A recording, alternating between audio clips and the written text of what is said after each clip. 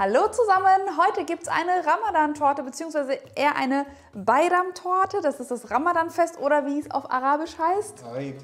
Das ist immer dieses Wort, das ich nicht aussprechen kann wegen dem Buchstaben. Eid. Ich kann es nicht. Auf jeden Fall. Eid al-Fitr nennt man das. Eid al-Fitr. Genau. Oh mein Gott. Es ist jedes Jahr dasselbe. Ich kann es auf Arabisch nie aussprechen, weil mein Hals das einfach nicht mitmacht. Aber sei es drum, es geht ja hier um die Torte und um den leckeren Geschmack.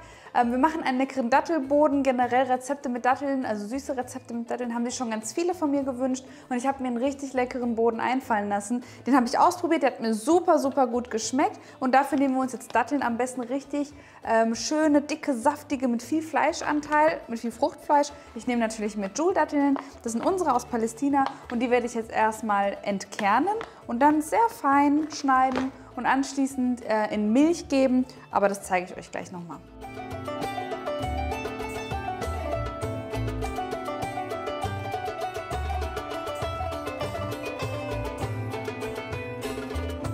So, meine Datteln gebe ich jetzt hier in die Milch und dann das Ganze ungefähr 2-3 Minuten lang köcheln lassen.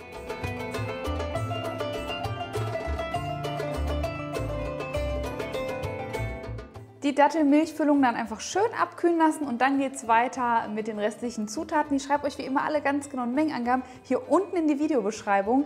Und ich habe jetzt hier in meiner Schüssel zimmerwarme Butter, gebe da braunen Zucker dazu. Ihr könnt auch ganz normalen Weißen nehmen, der hat für mich einen karamelligeren Geschmack. Genauso wie die mit Joule-Datteln, die schmecken übertrieben karamellig. Ihr müsst da mal probieren. Da gebe ich auch ein Ei mit dazu und verrühre das Ganze jetzt 1 Minute lang.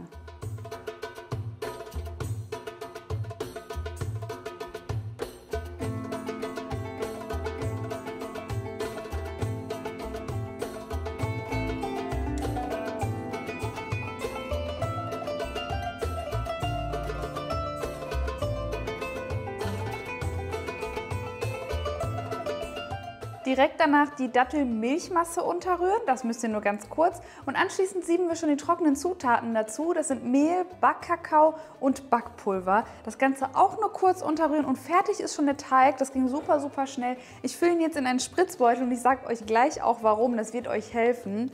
Und schneide vorne die Spitze ab und danach machen wir uns an die Mondsichelform. Ihr müsst nämlich keine Backform da haben, sondern wir tricksen gleich ein bisschen.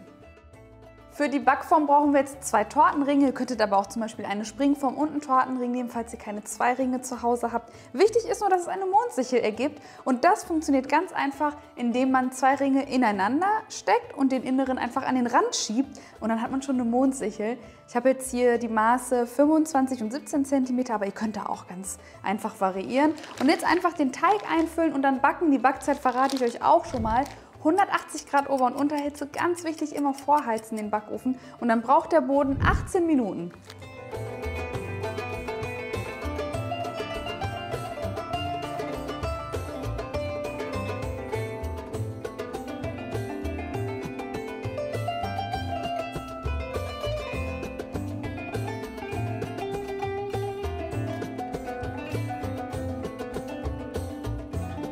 Ich mache in der Zwischenzeit die Creme und die ist auch super einfach. Da wollte ich einfach nur leckere, cremige Zutaten nehmen, das Ganze mit Vanille verfeinern und der Boden ist halt super aufregend, deshalb wollte ich es oben einfach nur lecker und cremig haben. Ich nehme jetzt hier Mascarpone, Schmand, dann habe ich noch Doppelrahmen, Frischkäse, da fragen mich immer viele, welchen soll ich nehmen, damit der nicht zu salzig schmeckt. Ich persönlich mag zum Beispiel Philadelphia ganz gerne, Puderzucker kommt dazu, Vanilleextrakt und ein bisschen Sahnefest und dann rühren wir das so kurz wie möglich zusammen, also es sind am Ende wirklich nur so 20 Sekunden.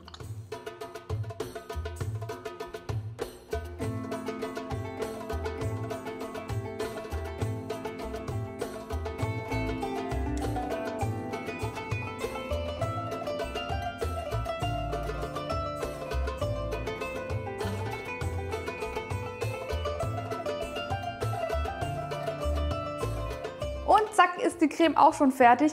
Es ist wirklich ein schnelles Rezept, aber es braucht auch einfach nicht lange. Es ist einfach so. Wir machen jetzt auch direkt weiter. Ich habe jetzt hier meinen Tortenheber schon bereit. Mein Kuchen ist abgekühlt. Macht gerne was drüber, damit er euch nicht austrocknet, aber der ist an sich super saftig, allein schon durch die Butter und durch die Datteln. So, ich werde das jetzt hier einmal runternehmen. Das geht auch ganz schnell und schmerzlos. Und dann einfach die Creme drauf verteilen. Was machst du?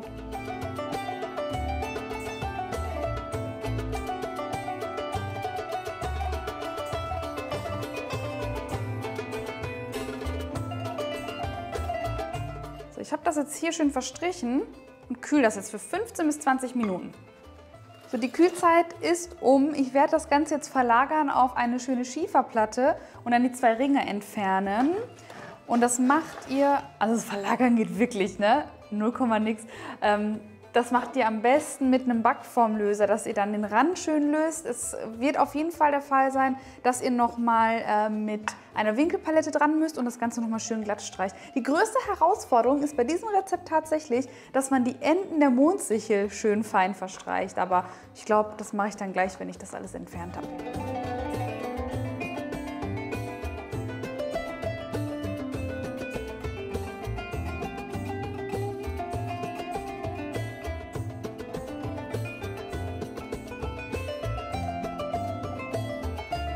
So, als nächstes kommt der Guss, also der Drip, und dann geben wir nur noch Baklava, Erdbeeren, gefriergetrocknete Früchte etc. oben drauf, eigentlich alles, wonach euch ist.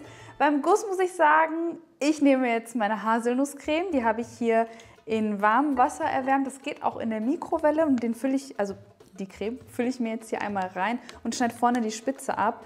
Und natürlich finde ich jetzt meine Haselnusscreme an der Stelle am leckersten, aber ihr könnt auch einen normalen Guss nehmen mit Kuvertüre. Das solltet ihr dann ein bisschen verdünnen mit Kokosfett, schreibe ich euch aber unten in die Infobox auf. Wer meine Creme hat, sollte das jetzt unbedingt mal probieren, weil das auch geschmacklich super gut harmoniert. Und danach einfach nur noch dekorieren und das war's.